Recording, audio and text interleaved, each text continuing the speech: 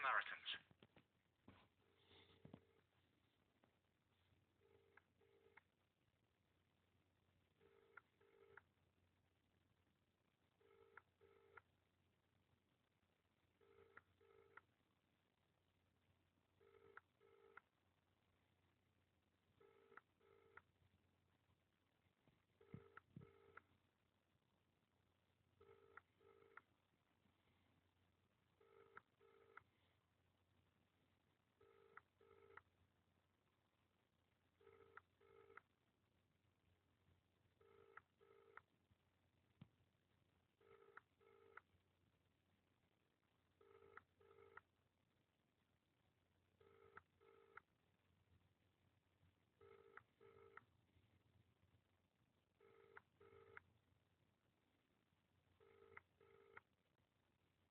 We'll be with you as soon as we possibly can. Please stay on the line.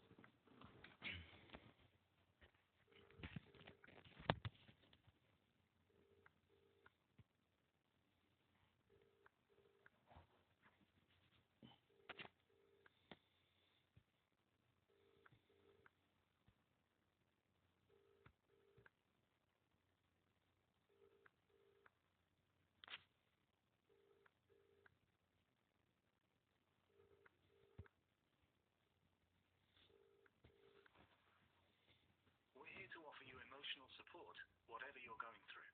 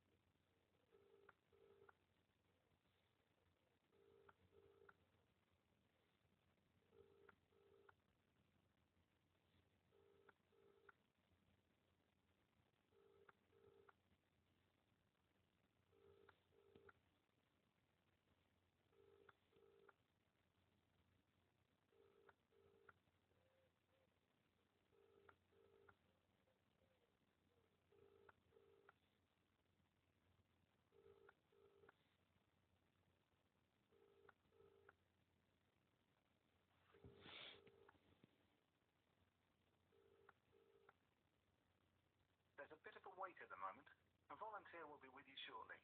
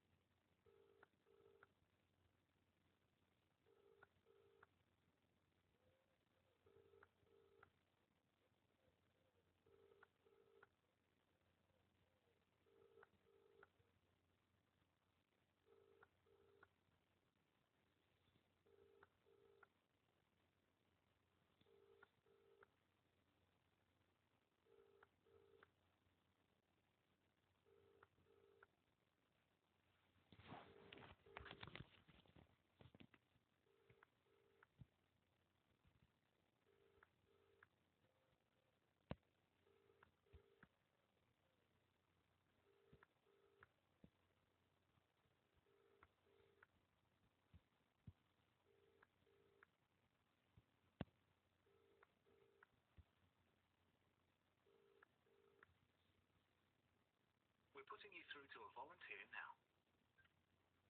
Hi, you're through to the Samaritans. How can I help? Good morning. My name is Howie.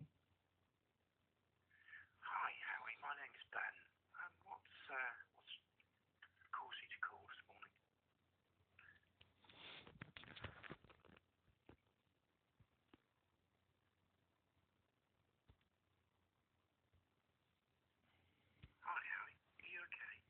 I have difficulty speaking. So what's troubling you, Harry, that's led you to phone the Samaritans?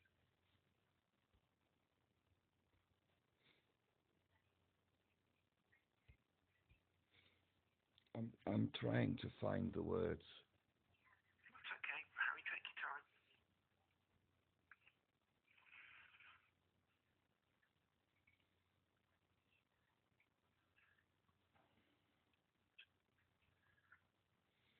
The words included no,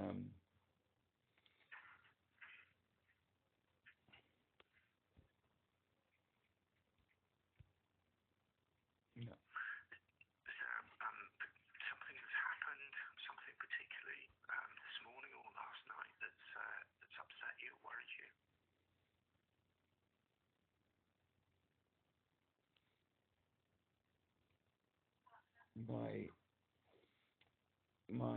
my guardian.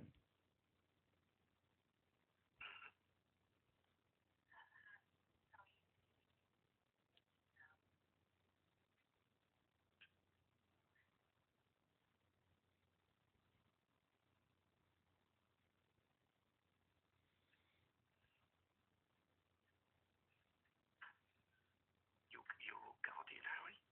Yes, my guardian.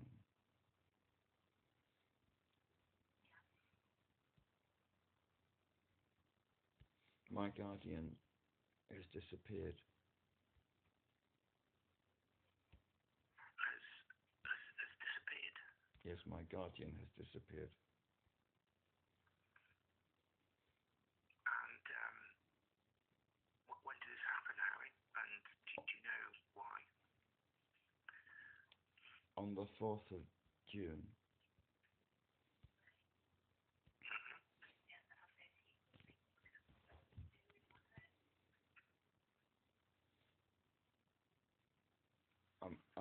I want to make it simple for you, as simple as possible. My intention, I don't want you to withdraw passively. I don't want you to reject me. So, Harry, tell me more about the guardian that's disappeared. Is it okay if I share something with you that's distressing? Sure, Harry, go ahead.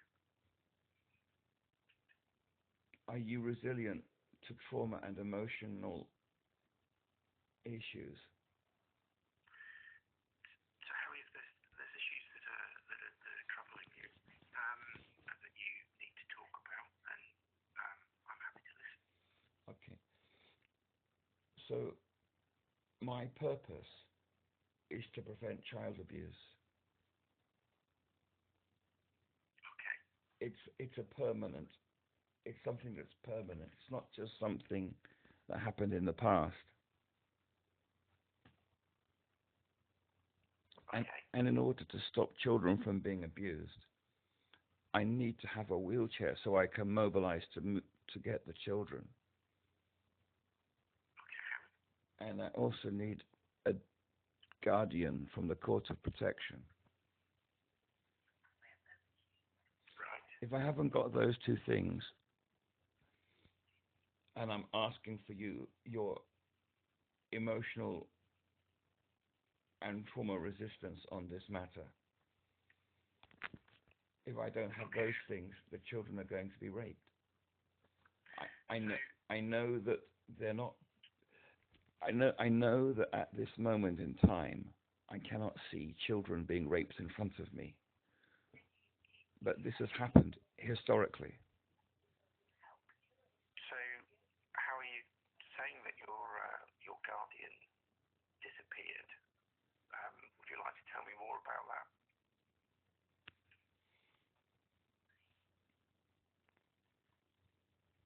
I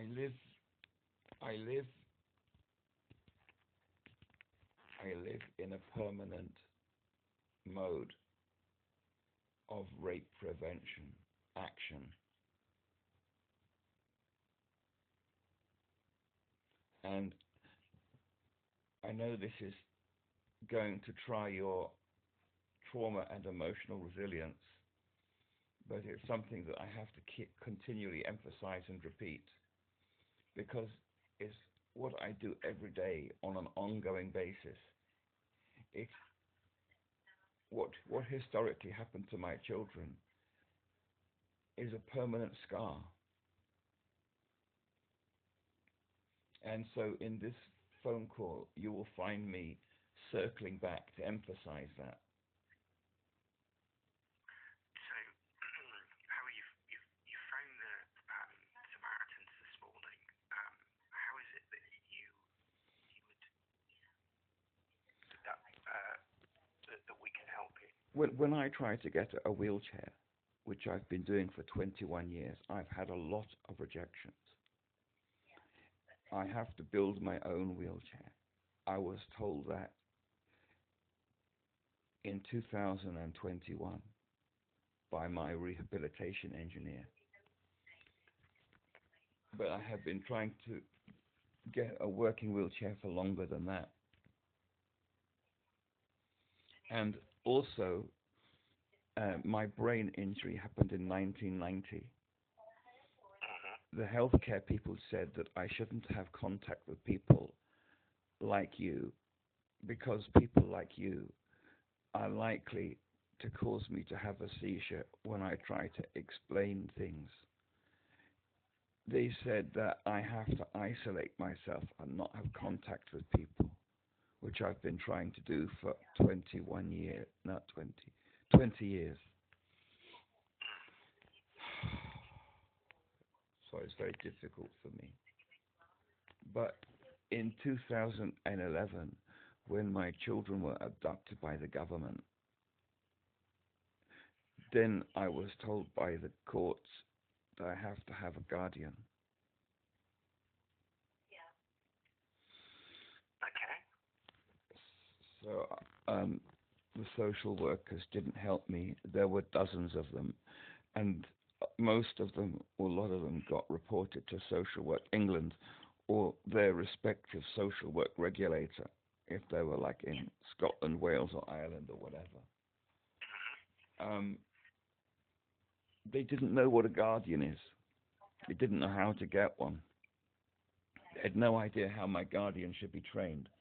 They were just happy to abandon brain-injured people and leave them to the mercy of the pedophiles who raped them.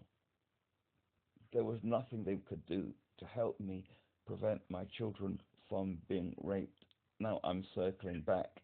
Apologize if that's trying upon your emotional resilience and your trauma resistance. I apologize. I want to move on. But this trauma that I have from my children who are not being raped in front of me, but it's a historical thing, even though it's ongoing. And the other thing that I don't want to tell you, but is important, two things. One is that I don't have emotion.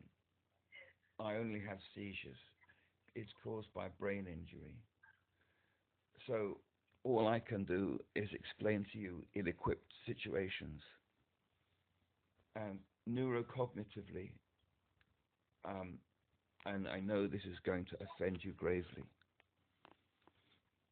perhaps more gravely than knowing what happened to my children historically, is that I am, in my analysis, a subhuman. Philosophically and politically, that can be framed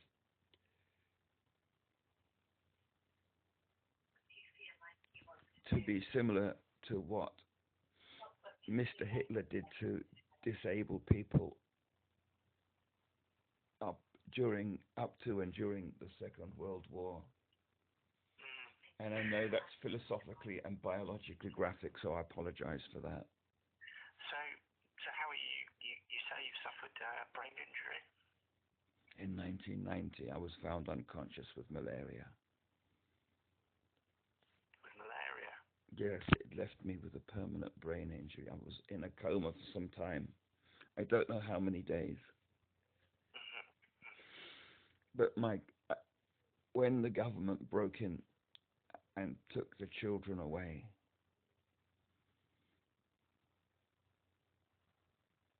I'm going catatonic. I got to stop it. I'll try to find the words. The gov, that's right. So I went to the lawyer, and the lawyer said that, he said, you have a brain injury. Oh, the law, you're not allowed to instruct me. But I'd better check first. Let's waste a lot of time doing a mental capacity exam, which I then failed. So he said, well, you don't legally exist. You're not allowed to instruct a lawyer. I'm going to go to a distant, faraway man in Chancery Lane. And the lawyer was in Bristol. That's Bristol to London, long way away. And I'm going to take instructions from Alistair Pitt Lardo, the official solicitor. Don't worry, you'll never be able to meet him. He's never going to know anything about you. He's not even going to be able to represent your will. Even though he's not going to represent your will and never will, I'm going to take instructions from this complete stranger who I've never even met. And so my children were deported to a country where they have no family, left homeless, and, as I said, historically, which is an ongoing problem, they were sexually violated because they were just homeless on the street. So I went to when I found out that the lawyer was not taking my instructions, I completed my own appeal bundle so that my children, who are British, wouldn't be raped. And even though I had a British passport in my hand, the judge said he could do anything he wanted because he's a High Court judge and he's a perfect right to ignore my daughter's British passport because I don't legally exist. So you're talking to somebody who has no human rights and doesn't legally exist right at this moment in time. I don't know if that's offensive for you. So, Harry, you said that your guardian disappeared. Who's looking after you at the moment? My guardian didn't look after me. I looked after my guardian. Do you understand? The guardian does not look after the patient. The guardian is only there to prevent lawyers taking instructions from strangers. The guardian is only there, I'm circling back again here, to prevent children from being raped. And now I know it's historic, but for me it's present tense. It's an ongoing thing, even though I can't point to a current instance of the child being violated at this point in time.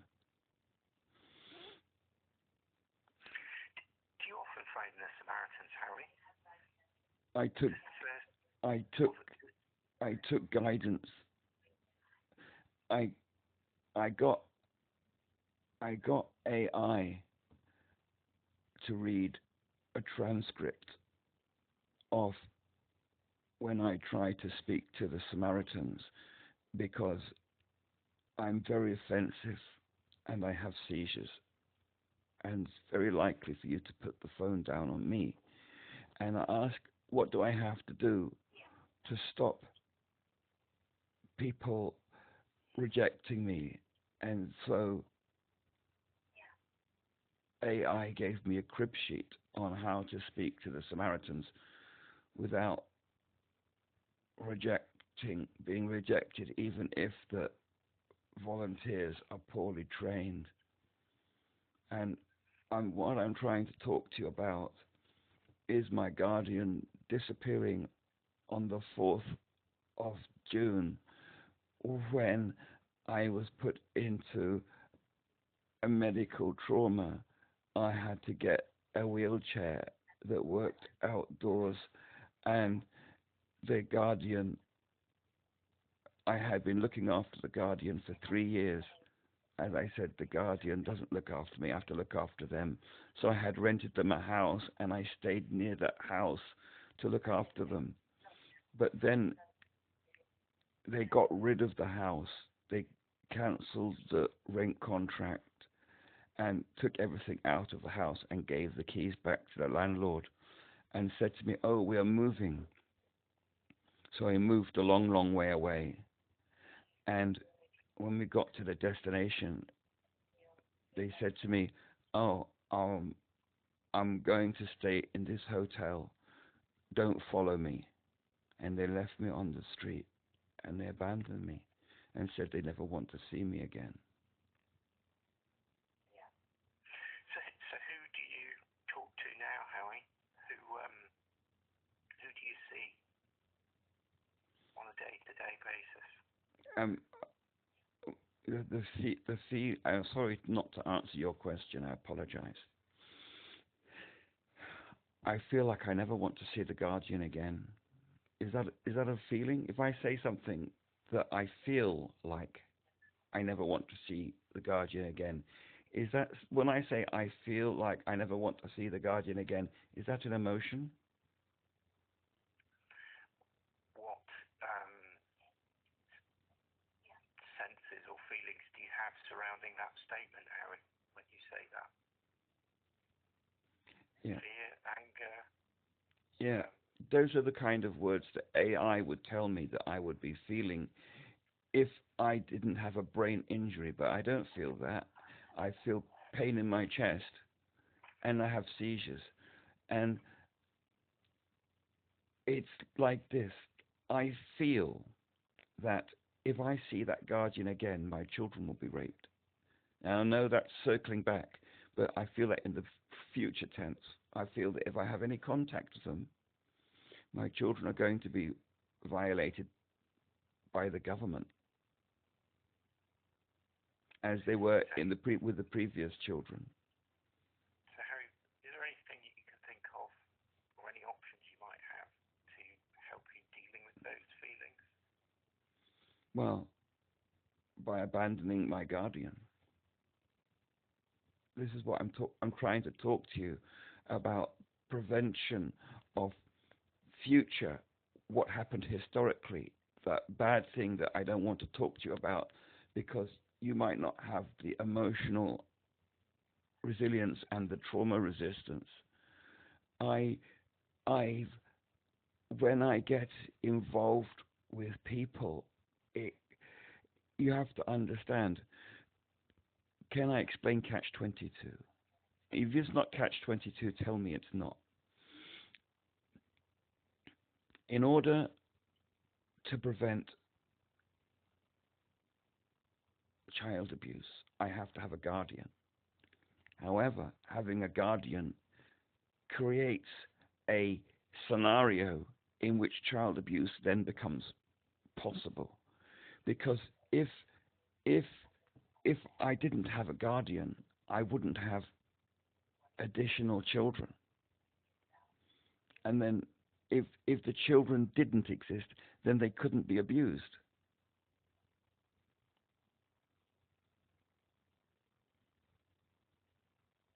And if the guardian had no children, then it would be a lot easier for me to say just to say never see them again, because who are they?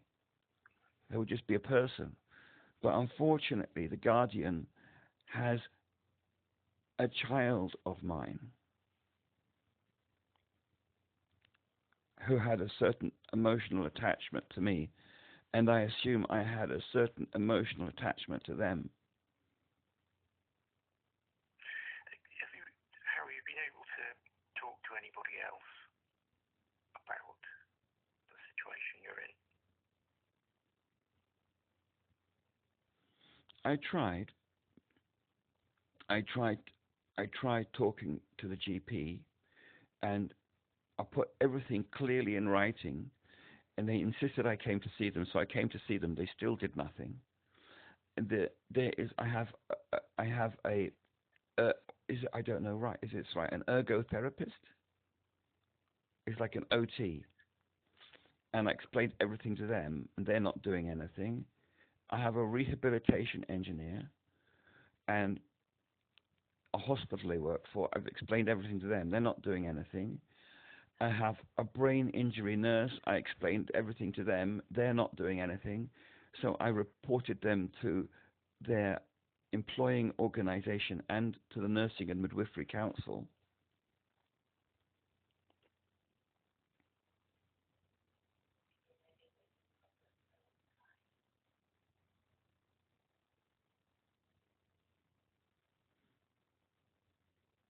I explained it to the council people.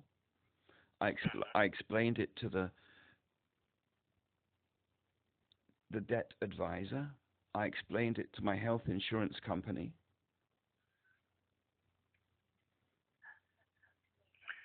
I explained it to the financial regulator who regulates health insurance companies.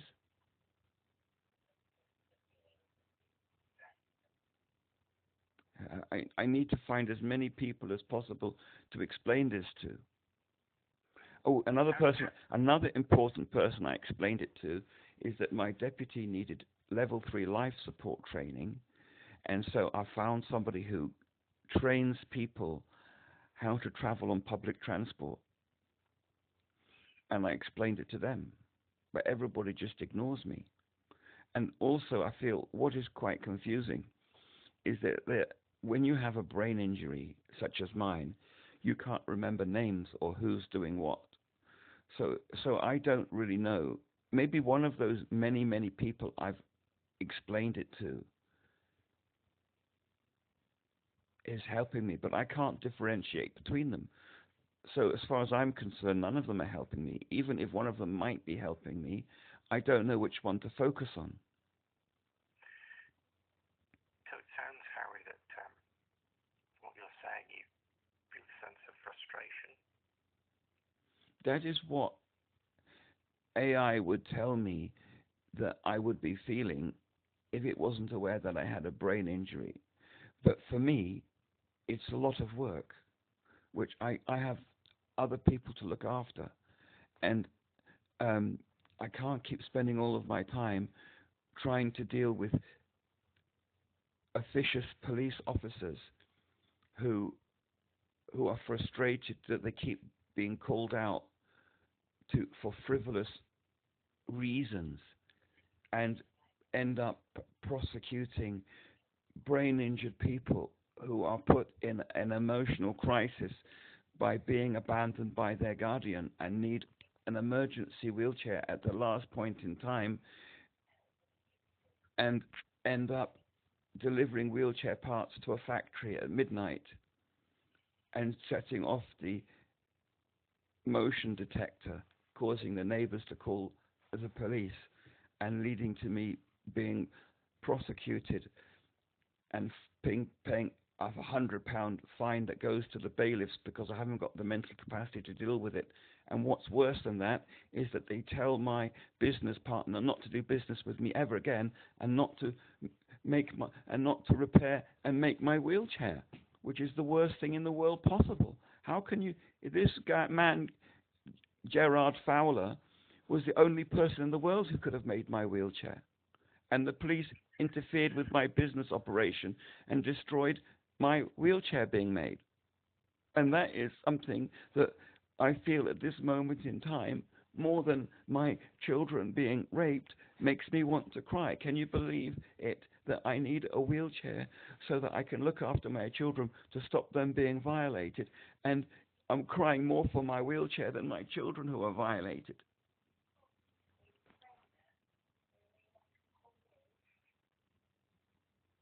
I'm not crying, but I feel like I should be. Harry, it sounds like the injuries that you sustained, the brain injuries, have had quite an impact on you. Yeah, exactly. It makes me so offensive. I really apologize.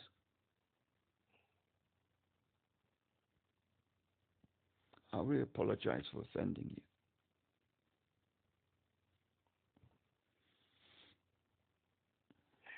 So we've been talking for a little while now, Harry.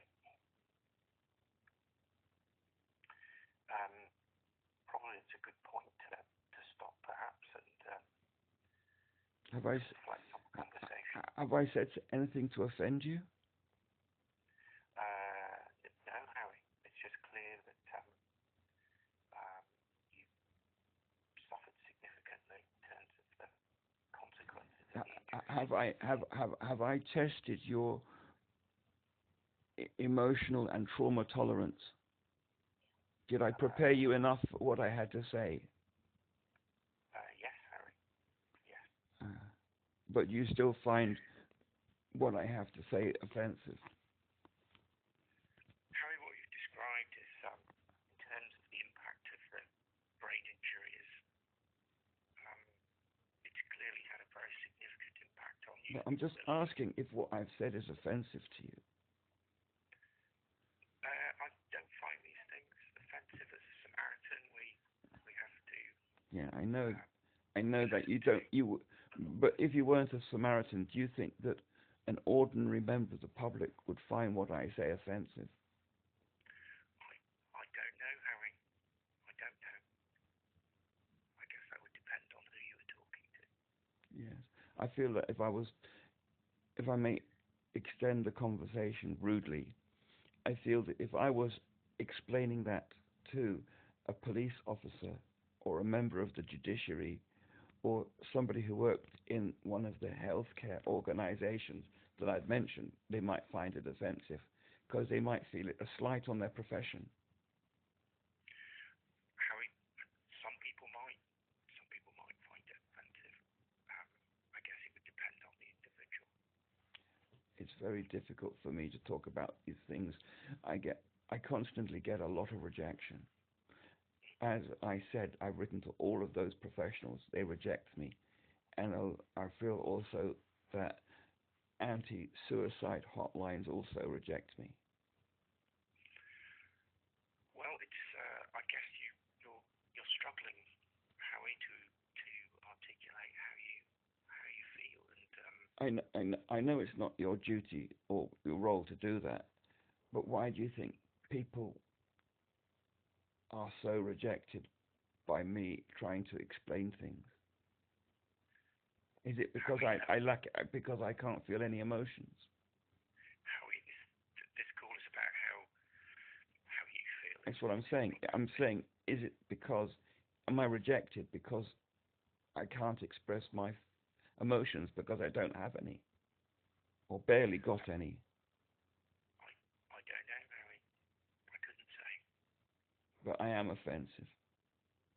Harry, I don't know. I can't speak for other people, but we've spoken for 20 minutes or half an hour now. I'm sorry if I offended you. Thank you. Thank you for speaking with me. That's no problem at all, Harry. You take care. Bye-bye.